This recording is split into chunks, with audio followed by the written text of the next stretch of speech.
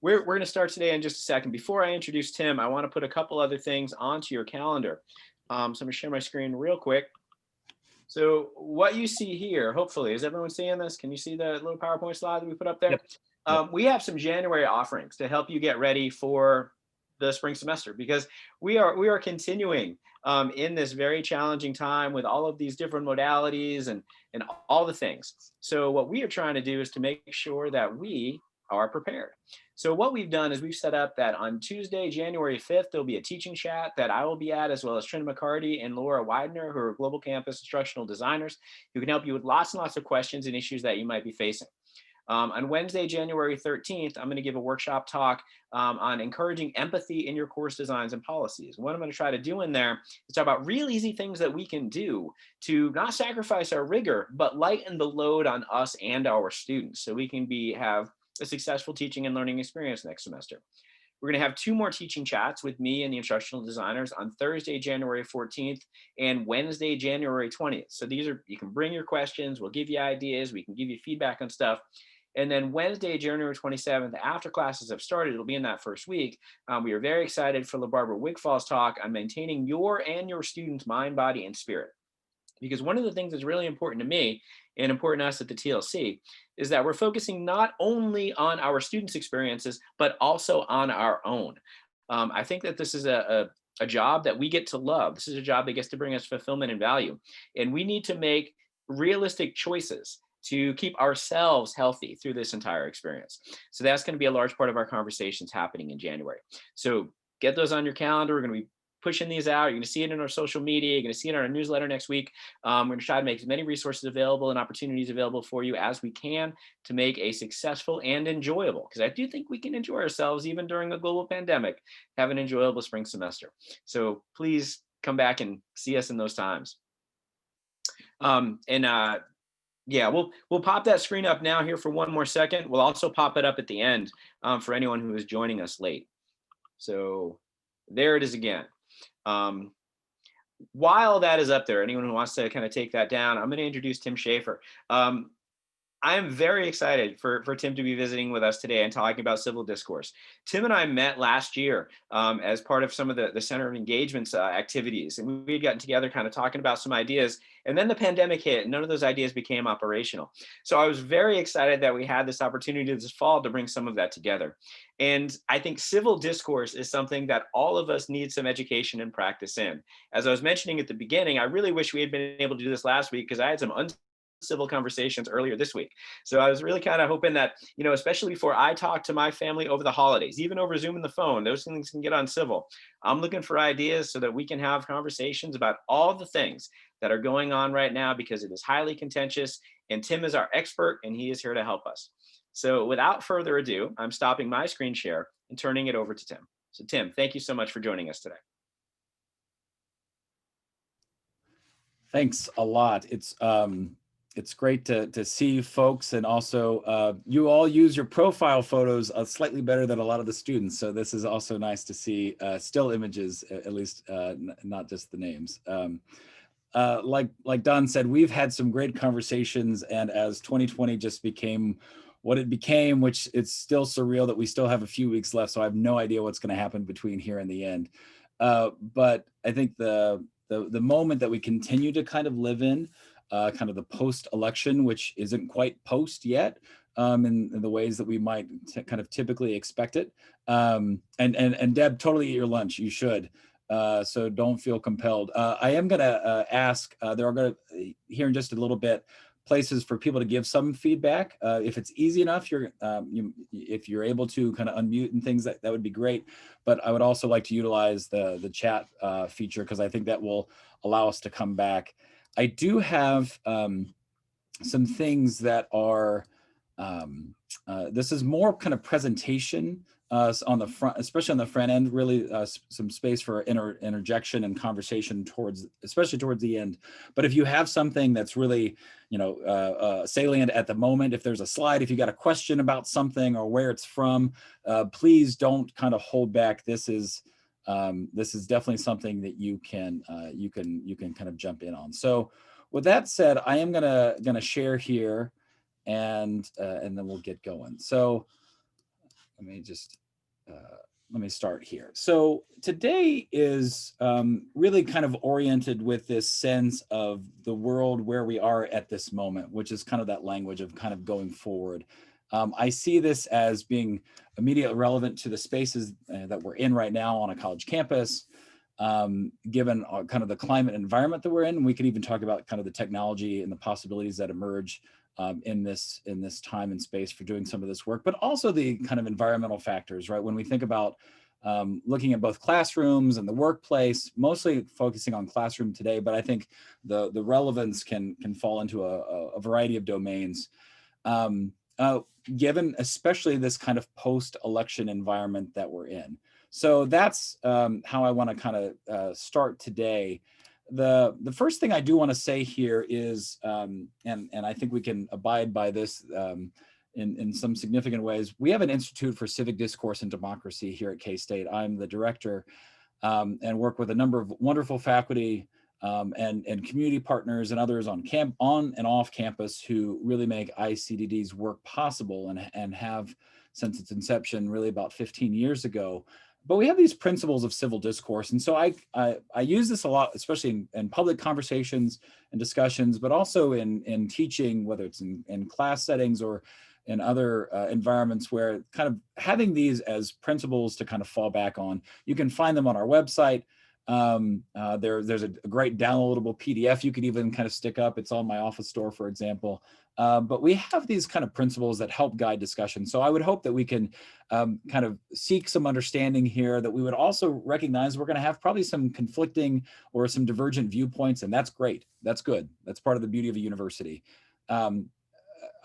Given the context of the kind of environment today, the idea of opportunities to speak were a little bit different, since this is more kind of presenting some stuff to you, but really hope that you feel that you can speak. And I would really encourage you to be listening as thoughtfully and as respectively, not just to me, but to others as they're maybe chiming in as well. One thing I will note, a few years ago, we actually added this next bullet point of kind of the offer and examine support for claims. This doesn't mean you have to come with some data sheet or a scholarly article to back up a claim, but it's really helpful to speak in kind of first person perspective of like, I think this is happening because I've seen it or I've experienced it, rather than like, I read it somewhere, because then that starts to get us into a funny space of speaking in more generalities rather than in grounded ways. And then kind of round this out, that people speak differently. So the ways that we might be impacted by those, especially who I'm always impressed by, that when English is not a first language, for example, that they can often do as well, if not better than I do, when this is what I've got as a language. And then also I'm going to stay kind of on point and watch the time as well. So if we can kind of abide by these, that would be fantastic. Like I said, I'm the director of our Institute for Civic Discourse and Democracy, and also an associate professor here in the Department of Communication Studies at K-State.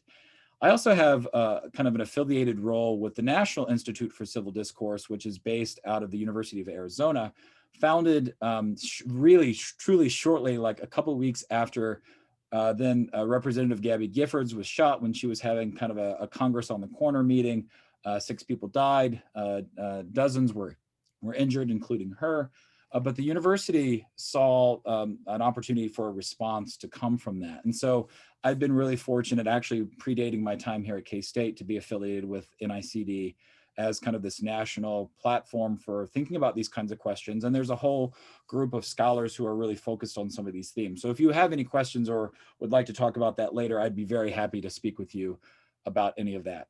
And the very kind of last thing on the front end here that I want to say a bit about myself is that I do a lot of work at the intersection of kind of teaching and learning with these kind of democratic deliberative practices. So to date, the books that I've been, projects that I've been part of as an editor have explored, and I'm going to talk about deliberative pedagogy in just a little bit, but really this sense of how do we kind of create conditions and space for people, students, but also for faculty as colleagues and collaborators, and really all of us, if we want to think about learning happening in a variety of contexts, how do we engage in this kind of deliberative approach that allows us to understand the tensions and trade-offs that exist? How do we also think about being civic professionals, which means bringing technical knowledge and expertise alongside this kind of public regarding work, And then finally, this idea of civil discourse. What does that even mean? Which we're really going to unpack today. Especially when some of these concepts have been used to marginalize and silence people, but recognizing it plays a really important role. So just for context, this is some of where I'm coming from.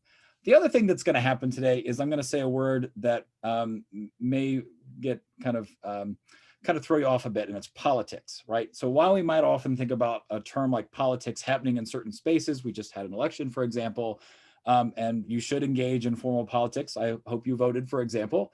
It's not the only way we should think about this term. And so when I say politics, I also think about these kinds of images, right? These public gatherings and convenings, these are really kind of beyond a classroom setting, but thinking about the ways that we kind of co-create the world around us, small groups or relatively small groups around tables, people talking about facts and values that help them lead to maybe intentional action for the improvement of their lives and the lives around them. So this is going to lead us to kind of a first question, and maybe the chat box is best to serve this purpose. But what are some of the challenges you face as it relates to something like civil discourse? And I realize I haven't defined that yet, so this is totally fine in the ways that you think about these terms. What are some of the challenges that you face as it relates to this idea of civic discourse, depending on how you want to talk about it, within whether it's the classroom or the workplace? So wherever you might show up, whether you're a faculty member or staff or a student, whatever kind of role would be really helpful. So I'm starting to see some comments there in the chat box. That would be super. And we can kind of let this kind of run here for a moment, but the sense of kind of closed-mindedness, the loudest voice winning out. I have a great New Yorker clip on my door here that talks about Kevin winning because he was the loudest, even though it was the wrong answer.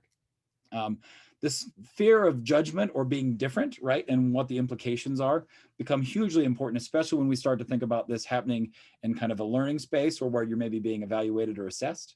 Yeah, so this sense of kind of this judgmental approach, the kind of winning and we'll talk about this kind of the contrast with some of the debate framework and model.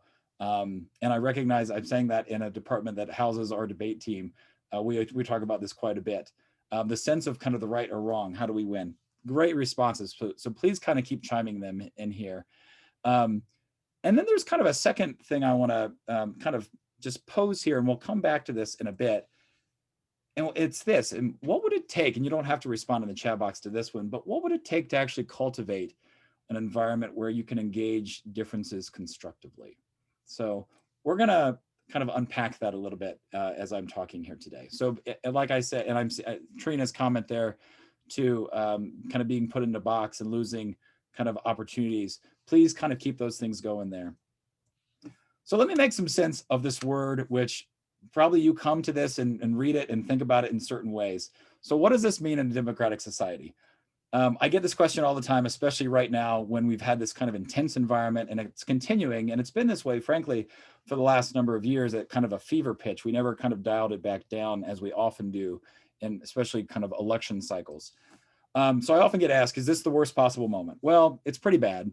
It's not necessarily the worst. We've also had some moments in our history that have been arguably worse, and understandably so. So here's an image from May of 1856 when in the US Senate, Representative Preston Brooks from South Carolina attacks Senator Charles Sumner from Massachusetts, who was an abolitionist, with his walking cane, which is famously still kind of held, and you can go and see it, in retaliation for a speech he had given just a couple days prior when he fiercely attacked slaveholders, including relatives of Brooks, right? So when we talk about civility in kind of our history in the American context, we have a rich history of not always doing well with engaging our differences constructively.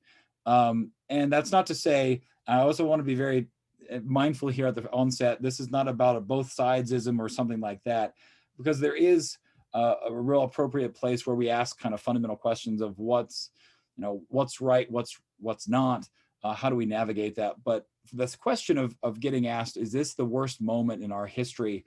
I think it's easy to say this is not the only time, although it is a fairly unique moment. A fairly recent book actually talking about the 4 threats of democracy, where we're experiencing a lot of things that typically in the past have happened individually rather than kind of collectively.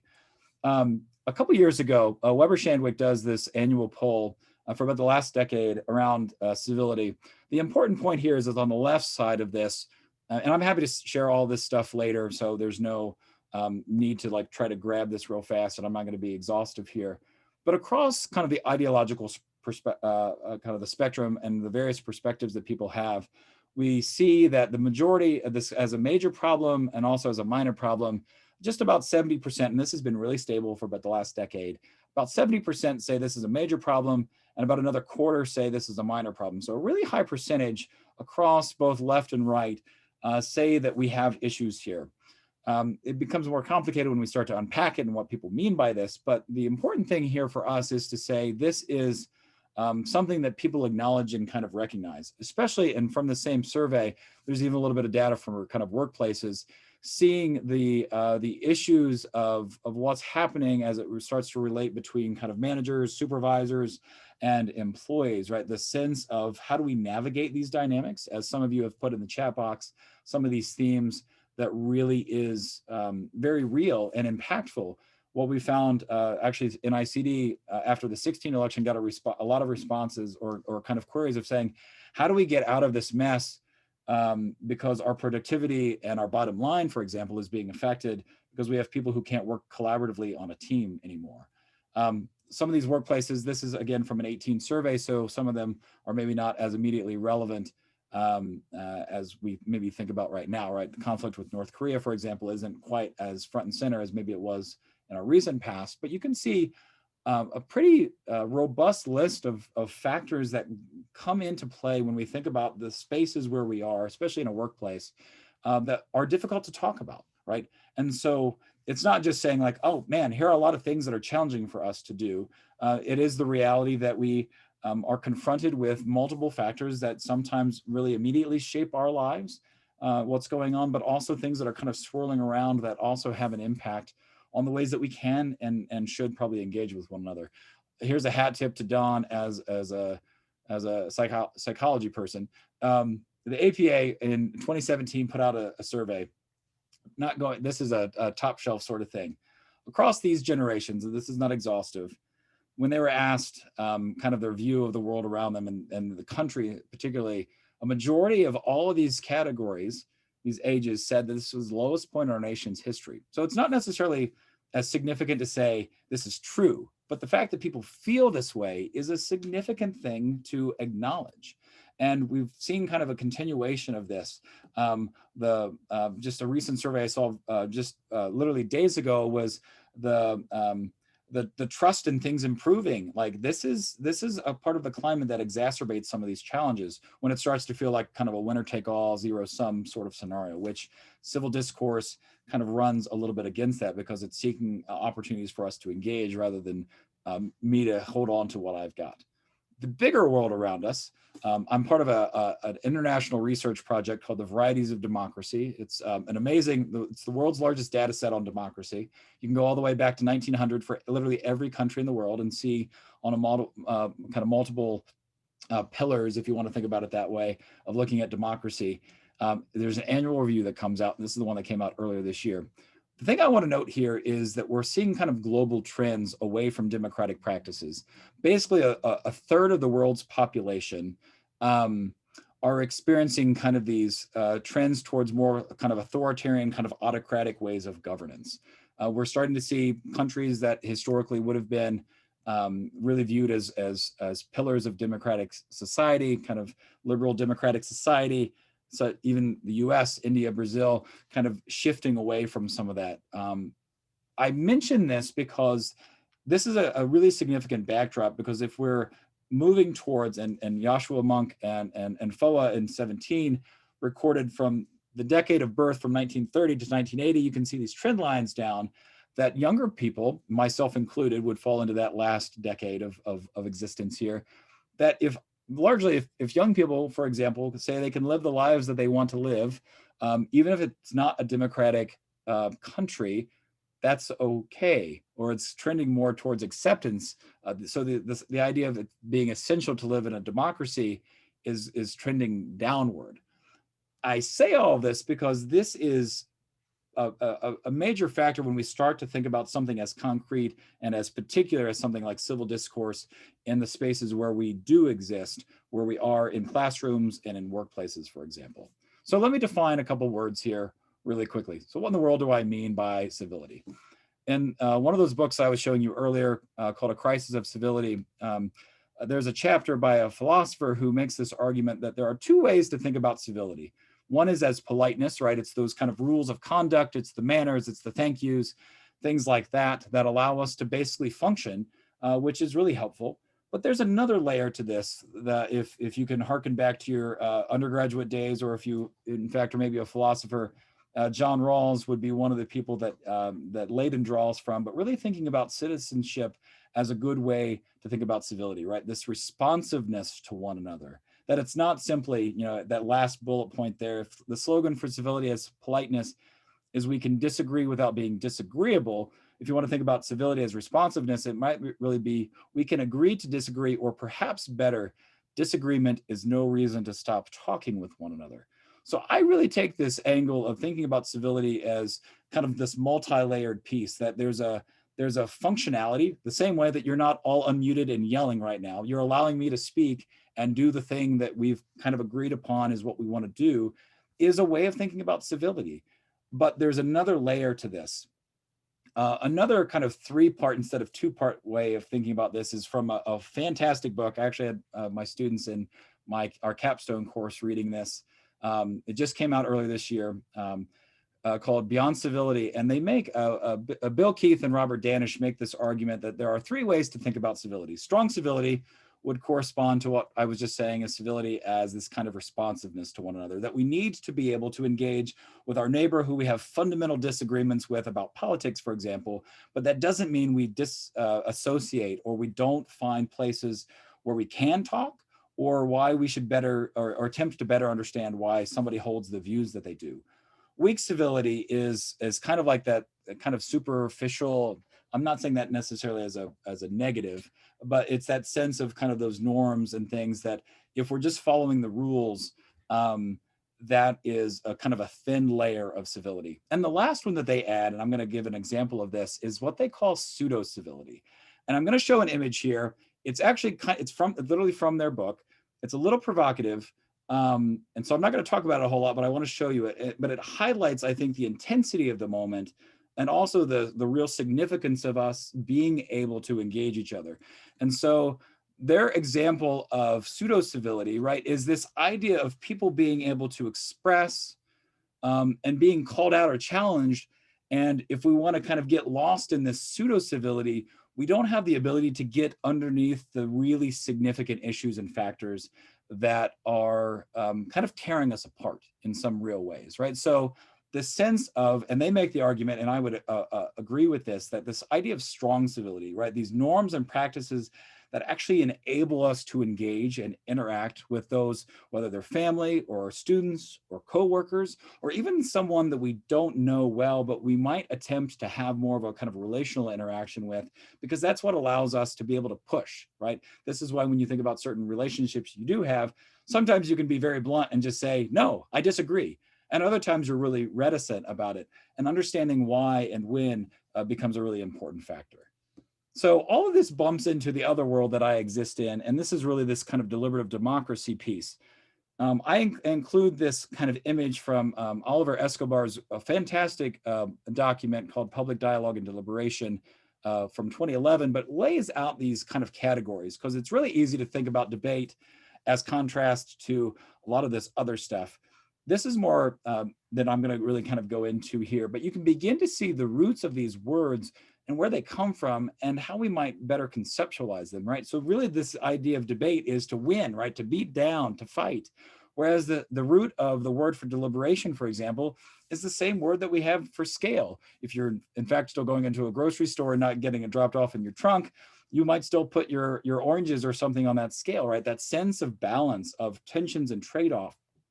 This is, if you want to flip it on its side, kind of a good spectrum to think about the ways that we might move from kind of the casual discussion and conversation to more structured and intentional public discourse that would fall in what we would say as dialogue or even something like deliberation. And I realize I'm kind of throwing a lot of stuff at you, but like I said, this will all be available to you later, and being recorded as well. So specifically for us, I want to talk about how this intersects for us on a college campus with ideas of what I'm calling here free expression, kind of these competing views and open inquiry. So we can have some classic images of college campuses, even our own, of public discourse and the lack of civility happening appropriately sometimes, truly. The idea of kind of confrontational interaction, and where this falls in, right? The social movements, the moments in which we would say, no, there are certain things that are outside of those boundaries or norms and expectations, which is always dynamic and fluid depending on who you are and where you fall. There's some really good work that happens in this space. One example, I'll point to a colleague of mine at Tufts, Nancy Thomas, who directs the Institute for Democracy and Higher Education there, has a great discussion guide, which you can see the cover of here, called Free Speech and Inclusion on Campus, that really sets in conversation these tensions between ideas of absolute kind of free expression with the ideas of inclusion and community. What does this mean? How do we navigate this? And so thinking about this kind of more confrontational, kind of what we might kind of call absolutist free speech in the context of other more kind of constructive conversations. The image on the left, for example, is from some students of mine who were utilizing some of these more deliberative practices to convene conversations around shared issues, but also thinking about it happening in spaces that might look like that top right corner if you are in larger classrooms, where it's almost surreal to see that many people sitting beside each other without masks anymore. But this idea of being with people that have competing values and views, and feeling comfortable enough, as some of you said in the chat box earlier, that they can express or articulate things that run counter to what they might perceive as being kind of a dominant view, or make sometimes it's very clear that there is a really kind of strong view. So let me talk a little bit about this idea of free speech on campuses for just a moment.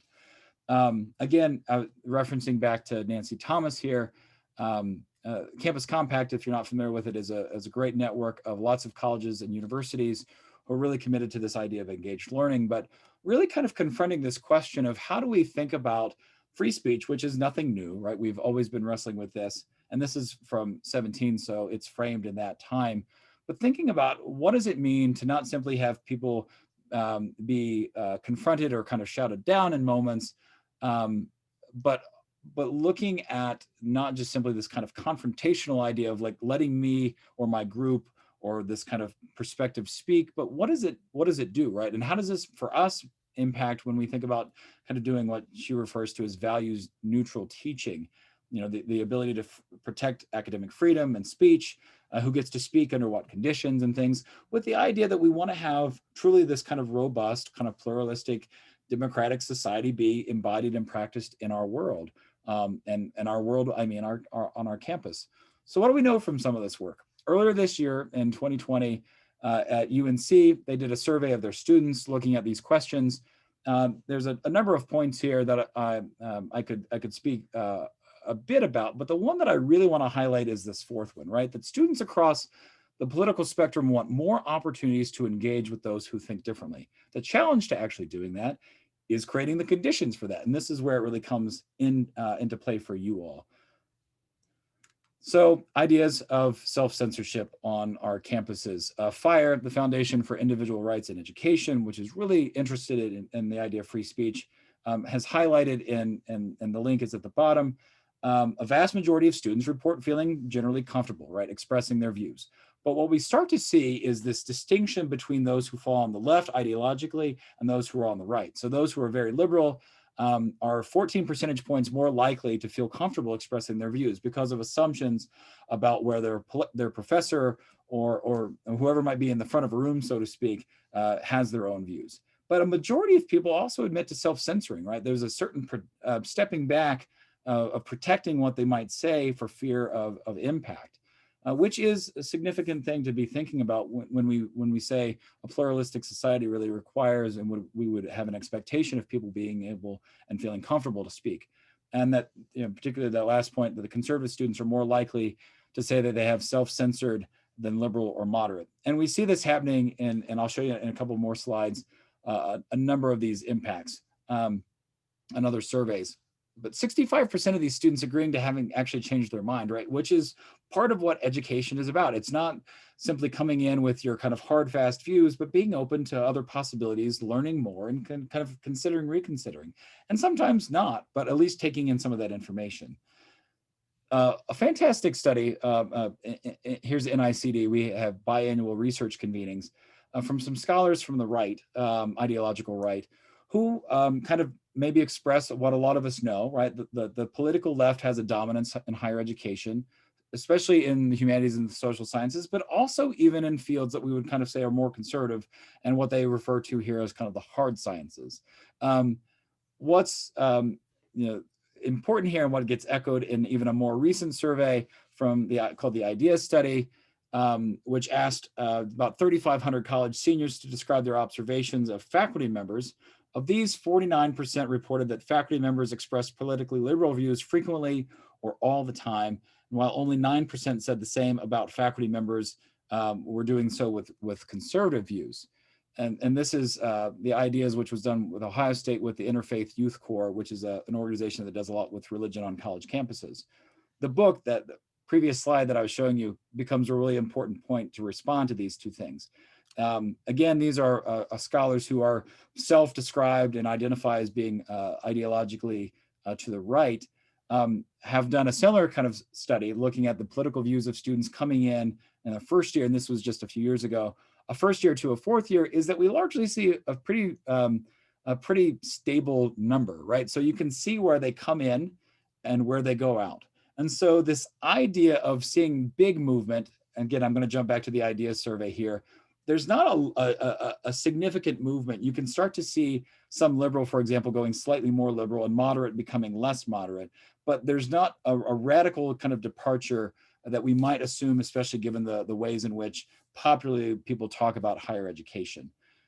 So my short response to this is, are students indoctrinated, for example? And I would say no. Even though, and here are two contemporary examples to cite, but we have some really popular books that have kind of, I think, reinforced some of these views. William Buckley famously wrote the book God and Man at Yale, and then more recently, although not that recently, The Closing of the American Mind by Alan Bloom kind of highlight these themes. The really significant and interesting thing here, it actually goes back to that UNC survey, is that it gets replicated or it gets highlighted here in this Chronicle of Higher Ed article earlier this year, that in fact it's actually conservative faculty who appear to influence their students more than liberal professors do. The reason I say all of this is that Pew, a few years ago, and this is from last year, but for the last few years, they've kind of noted this kind of growing partisan divide about the view of higher ed. It's exacerbated or at least complicated these questions of civil discourse, especially on college campuses, because of this concern about what colleges are doing to people, and particularly kind of swaying the world or the ways that people see the world. And for you, and I'm going to talk primarily to faculty here, but if you're in other roles too, as an instructor or an administrator, really anything that kind of intersects with, I think, both students, but also as colleagues, is being a little bit more authentic and not explicit to the point to where you're just kind of spouting your ideological views, but not trying to hide, and this is back to that word politics here, not trying to hide as if the way that you see the world doesn't infuse into the ways that you choose readings or articles. And I'm sure some of you have been part of TLC conversations in the past. You've had some intentional discussions about this, of like the ways that we build kind of reading assignments and kinds of projects start to show some of this. And so there's a Diana Hess and Paula McAvoy, some colleagues at Wisconsin, Madison, a fantastic book, really looking at K-12 education, but it's applicable to higher ed, of us being more kind of explicit about the ways in which we might engage some of these themes and be more honest and candid in those ways, because the ways that we might try to hide our views are not very good. So how do we think about this really for us in education? There are two things here that become central to me, and I want to just highlight them. They're coming from two books.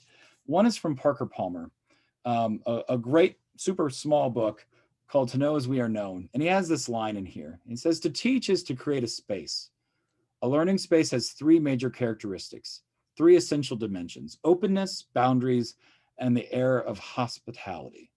So when we think about civil discourse, part of this is about being open to views that might challenge or confront the way you see the world. There's also some sense of boundaries. There are those guardrails, as I often like to talk about them. Back to that strong civility, that weak civility, and that pseudo civility. How do we say certain things are beyond the pale? Where do we not get to say you don't get to exist? But we do need to unpack and explore the ways that your worldview and my worldview maybe differ from one another, or the way that we think about certain concepts, but being able to engage with one another in those ways. And a certain level of graciousness, the sense of hospitality. And again, you can see where this becomes applicable, maybe if you're sitting in a cubicle beside somebody else, or whatever other kind of workspaces you might be in. The sense of openness, or at least understanding and listening to one another, becomes really important. And the second one comes from literally one of my favorite people in the world who I never met, Miles Horton, the founder of the Highlander Folk School, now the Highlander Education and Resource Center. And this comes from his book, The Long Haul, his autobiography. And he says, the best ways of educating people is to give them an experience that embodies what you are trying to teach. When you believe in a democratic society, you provide a setting for education that is democratic.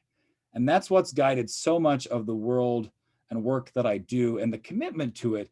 Because if we want to talk about a robust democratic society with a bunch of people who see the world differently, and also some who will see it in similar ways, is we need to practice this. So the ways that we construct are, I even used, this semester I didn't do it, but in the past I've had students help define the syllabus, help define the weight of certain assignments and projects.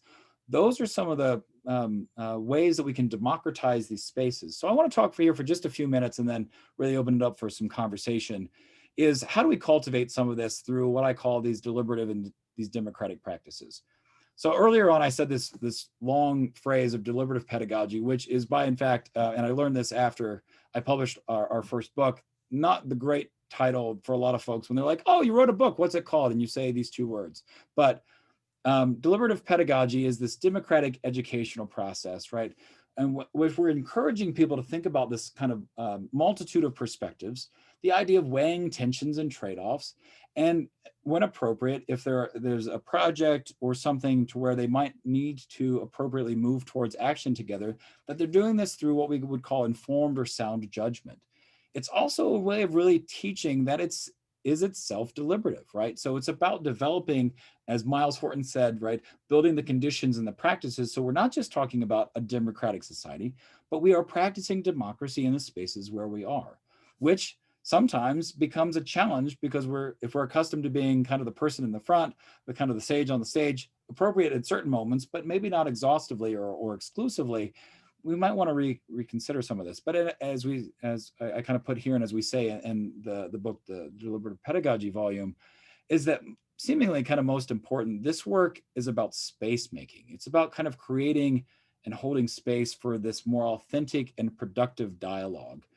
Conversations that can not just be chances for learning, kind of being educational, but also are transformative. Maybe not in that moment, but as a practice and as a disposition as people go on, as they become themselves civic professionals in the world. One helpful way to think about this comes from the National Coalition for Dialogue and Deliberation. They offer what are called the streams of practice. And you can think about this work happening in these categories, these kind of quadrants. Back to that image that I showed you earlier from Escobar of the debate all the way through conversation and dialogue, conversation, debate, dialogue, deliberation, all these things, is we can also think about them in a slightly different way. Is that sometimes we really want to just begin a conversation. So it's really about an exploration. There are some fantastic processes like World Cafe, for example, which almost requires no training on your part to facilitate it and make it possible. One of those images of my students was actually using a World Cafe process, all the way to thinking about potentially, for some of you, you might work in the spaces of conflict or conflict negotiation. You can begin to see some of those terms happening there, or the deliberative decision-making, or even the collaborative action, finding the right way to respond to the issues or challenges or even the processes that might be applicable to the projects, especially if you're working on community-based or community-engaged work, it becomes really helpful. So it's not, as I used to do when I first learned about this world, I went around and used what's called national issues forms, which is down there in the bottom lower left. And it was like playing whack-a-mole. And I realized I couldn't go around of every project in these democratic ways and think I could use one particular process to respond to it. Finding and being familiarized with some of this work is really helpful. And our Institute for Civic Discourse and Democracy offers workshops and trainings on this. We offer graduate courses. In fact, we have a course in the spring on these process models explicitly. If any of this is of interest to you, happy to share some of that material with you. And there's a whole lot you can learn about this. Two of those books that I showed you earlier on the right, that deliberative pedagogy book, and more recently we just published last year, Creating Space for Democracy. But it comes from this world of work that some of the images on the left would show some of this. But you can check out, some colleagues and I have a resource page called deliberativepedagogy.org that you can find a lot of this, all sorts of articles that as people write more and more about this, we included all there, so you can kind of poke around and find some of these things. But one of the last things I want to say here on this front is coming from a book, a colleague who unfortunately passed away a few years ago. And the last conversation I ever had with him was walking into the Hale Library. I happened to call him on a cell phone, and I was just saying I was using one of his articles in a class, and he was very appreciative of that. And I include the highlighted section on the right because I think it encapsulates so much of this work, right? And he says dialogue here, but I would say it pushes a little bit broader, as I was talking about deliberation. It really is about this process of genuine interaction. And it's really about people making a serious effort to take others' concerns into her or his own picture, even when disagreement persists. And no participant gives up her or his identity, but each recognizes that each of the other's valid human claims that he or she will act differently toward another, right? So it's about recognizing kind of the human person behind these things. It's easy to get lost in just kind of the views and perspectives that folks have. It's really another layer of this work for us to maintain some relational interaction, whether it's over the duration of a semester long with students who haven't known each other, or if it's with colleagues in a workplace, to come to those moments of conflict or contestation and say, I want to better understand why you see things the way you do. And so that leads me to the very last, and this is literally the next to last slide of this in the workplace. One reference that I will point to that's super helpful and quick, and you can find it on the Harvard Business Review. It's from 2018, but a few of these key points, and it would be relevant for when we also think about classrooms, right? That for us to be as clear as possible about what in the world we mean. So if it's about the workplace, for example, being clear about what we expect, whether you're a department head or working with a colleague, and you're having some of these challenges, really being clear about what those expectations, those norms are, what are the values that we hold. Here at K-State, if we take community seriously, we can't simply shut certain people out, and nor should we. That pseudo-civility, I think, becomes a good example here. And that this leads me to the second point, right? For us to talk about what we mean by civility, how do we have some norms and rules that guide the way that we interact with one another? So it's about both that politeness and these rules, but also it's about that responsiveness. How do we have the care and concern about those around us? Because these aren't fleeting relationships that we have, that we can in fact get to the place to where we embody, I would hope, more of this kind of strong civility, that we can disagree, but we don't abandon each other. Also, and this is where ICDD comes into play, and we're happy to help people in some of these processes, is to also like help people. It's one thing to be like, you should be nice to each other, or like, can't you figure this out? It's another to actually have some knowledge and skills to be able to navigate these waters. And so being clear about what we actually mean by civility, what are very tangibly as those principles of civil discourse at the very beginning that I showed you, it's really helpful to have rules that guide the work that you do. It's another to just let it be. And then all of a sudden, if Don says something, I don't have to be like, Don, don't do what Don did. I can say, well, we had agreed upon rules, or we've added even to that list, and we can, without calling him out or anybody else, right? I can say, we've said we've got some norms and some practices that we want to have guiding our time together. Let's stick to that, right? And so, and then this last piece of this kind of coaching to this is that focus on actually what you want them to do. It's going back to, that Saunders, his kind of statement, right? Listening so deeply that you might be shaped by what you hear. It's this idea of being able to acknowledge that you have views, values, beliefs, even if you're in the front of a classroom, for example, and that those who are challenging or confronting that, it's not always for absolute dismissal of that, but I guess I take a generous take on this. And it's this idea that you want to learn, you want to better understand what's going on, what's kind of not just the problem in that moment, but what's the problem behind it. And if we don't have the capacity to engage each other, whether it's in a classroom or in a workplace or in a community or in a church basement or wherever it might be, over coffee with friends, that we need to have some sense of hospitality and generosity towards other, but also being accountable to each other. And that's back to that Parker Palmer quote, right? We need that openness.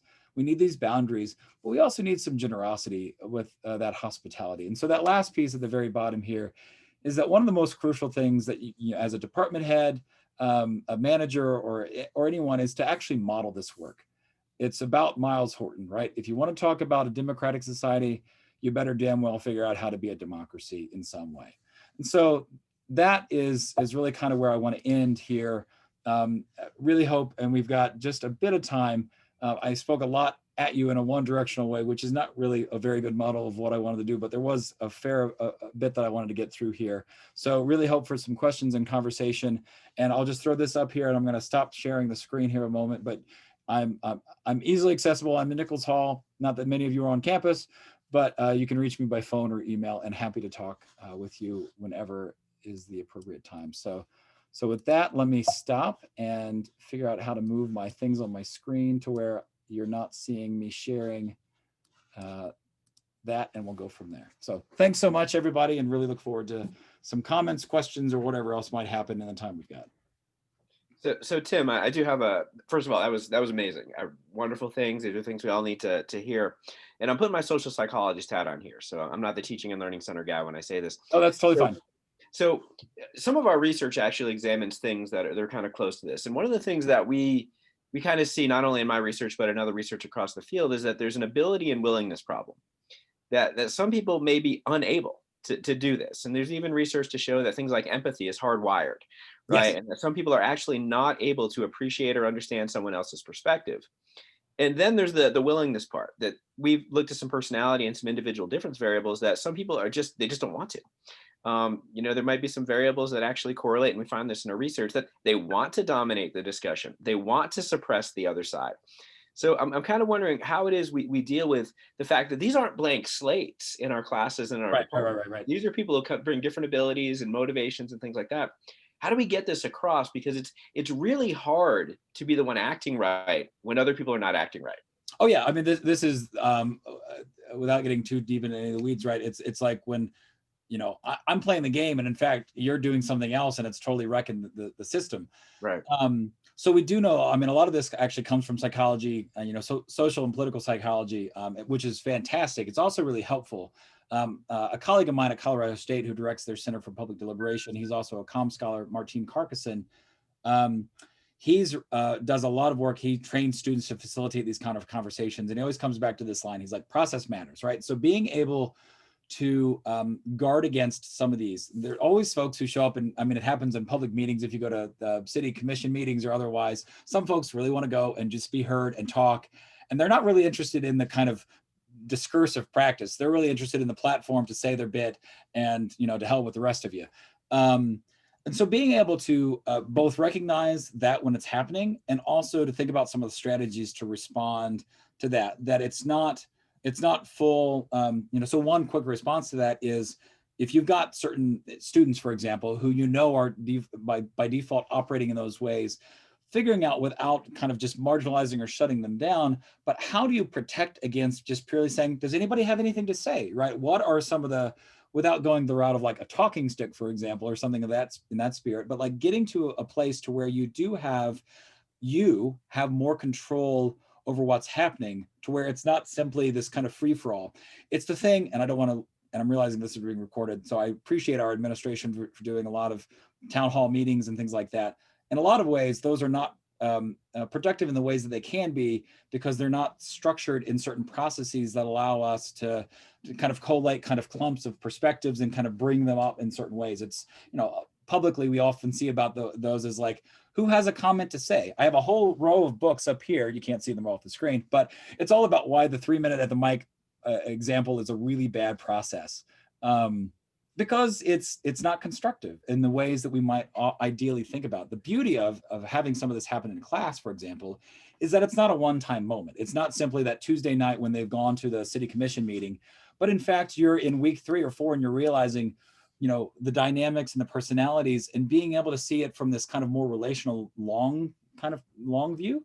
This is where Keith and Danish really make this argument for the strong civility, is like, and he has a personal example of his neighbor who they politically radically are different, but they kind of keep standing in their front yards talking about stuff.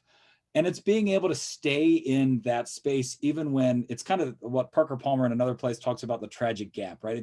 It's between what is and what ought to be, and you're figuring out still how to do it. Tension is uncomfortable, right? We also often want to get rid of it. But if you play the guitar, tension is a good thing, right? I play the piano. If it's out of tune, like, it, and if you do it too high or too tight, it breaks, right? So you got to find the place to allow that tension to have some degree of resonance. I'm going to stop with the music bit here in a bit, but like that sense of recognizing where you are and what your possibilities are becomes a really helpful thing, which only is possible when you do have a sense of who's around you, whether it's a relatively small group or if you've got a larger kind of environment.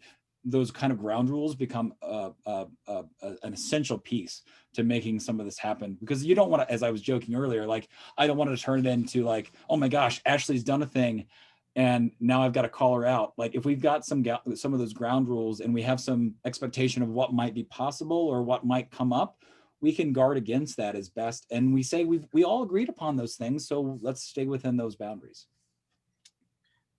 I think that works best when you're running the show. It doesn't work as well in a parallel relationship or working up a hierarchy. Yes. But so there's a great article. Some colleagues of mine, when I was a graduate student, wrote an article, "Can deliberation happen in hierarchical institutions?" And they actually looked at university, and they basically made the argument, and I would say this is true. Pearson and Neely, I can share all this kind of stuff with anybody, but it's really tough when the provost is sitting in a room being like, "So what do you think?" Right? Or if as a group of students, and when I was doing that a course a number of years ago, and one of the city commissioners showed up when we didn't expect them, and all of a sudden we all turned to the city commissioner, and it became shoot, right? I mean, they kind of sucked up all the air. And they really didn't want to do that, but by default it happened, right? So there's a real intentionality. This is back to my line a moment ago, process matters. So if we can mitigate some of that stuff, or if there are conditions in which some of this can happen before it goes to like some decision-making bodies, up a hierarchy, for example, that can often allow you to do more of this kind of work in a kind of a safe space, or with the conditions that you would hope for that can actually realize something. Okay, thank you. Yeah, great. So other questions for Tim?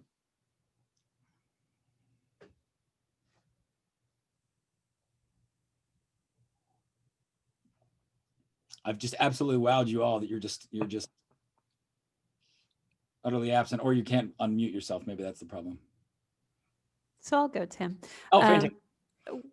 So I focus mainly on online courses. We're all in that online environment right now, and I feel like the environment of social media and the anonymity of that, and not being right in front of a person to have that conversation, has really negatively affected the conversations we can have in that sort of asynchronous environment. So, we advocate for, sort of a netiquette policy or setting up guidelines with students and that kind of thing. So what are your thoughts on how to handle that in the online environment? How, if you have a student who is posting in a destructive manner, in that sort of anonymous social media, you suck kind of way of communicating. How should we handle that? Yeah, just a quick thing about, I don't know, probably about 15 years ago, there were all these people who were really excited in the deliberation world of like the comment section on websites, on news websites, because they're like, oh my gosh, this is going to be a spot where everybody can like talk to each other. We know what happened, right? It was absolutely the opposite, largely because like the issue of anonymity becomes a factor.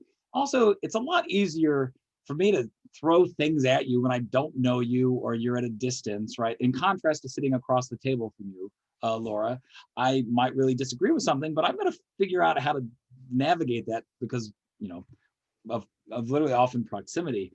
Again, some of the ground rule piece here, but like also the opportunity, and I lost it a moment ago, but the sense of what can come from some of the online space too is a real chance to not be limited by kind of space and time.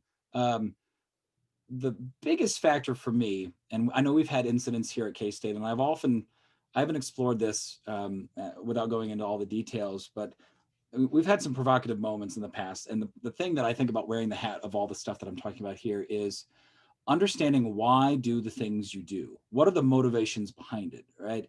And that takes work for you as maybe an instructor to figure out why a student is saying kind of extreme things, for example. What is it, just to be a provocateur? Is it because they really want people to see the world like them? What is it? Like, what's their intentionality? And that takes some time. That's labor, right?